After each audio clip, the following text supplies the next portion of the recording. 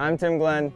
I'm running for House District 69 for the Utah State Legislature, which encompasses Carbon, Duchesne, Emery, and Grand counties. I live in Green River. It's one of my favorite places to be. Right now I'm on the Green River.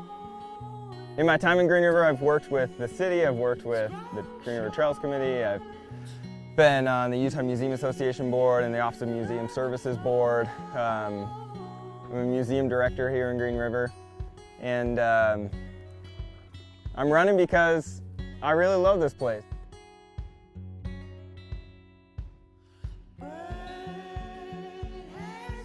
And what's not to love about HD 69? There are so many things to do here. You've got the Green River, you've got the Book Cliffs, you've got 9 Mile Canyon, you've got Moab, you've got national parks. Arches National Park is in HD 69. One of the most iconic parks in the country is in this district, and it's something that I want to work to represent and work to protect, and something I really care passionately about.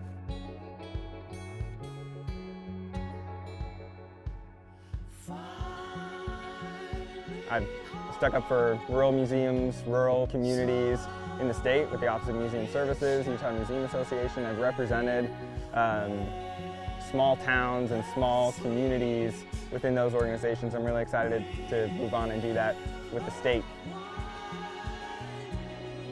So tourism is a huge thing in our communities, and it's growing, and it's something that we really need to plan for. If our communities are going to be more reliant on tourism, we need to figure out ways to make the taxes that are generated through tourism more meaningful to our communities. And so one thing that I really want to do is look at the way the state manages TRT tax and how counties are allowed to spend that money. And I believe that we should be able to use TRT tax to improve our communities. So TRT stands for transient room tax, and it's a tax that goes on basically any hotel. Anyone who stays in a hotel, there's a transient room tax.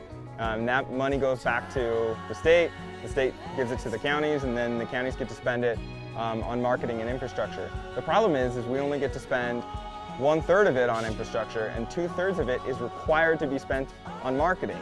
That's great for communities in Salt Lake or on the Wasatch Front, but we don't have the population base to be able to use our property taxes or other things to really have a large impact on our communities. And so if we're so reliant on a tourism economy, we need to figure out a way to make those tax dollars work for us and make our lives better.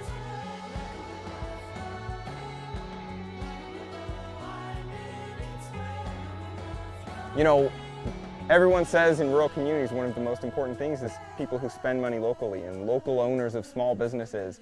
They impact our communities so much more than large businesses who take money out of our communities. And so I want to create a situation that best utilizes our tax base and the revenue that we're creating to make our communities better, and to use them for the people that are actually living here, as opposed to just marketing our brains out and getting people to come.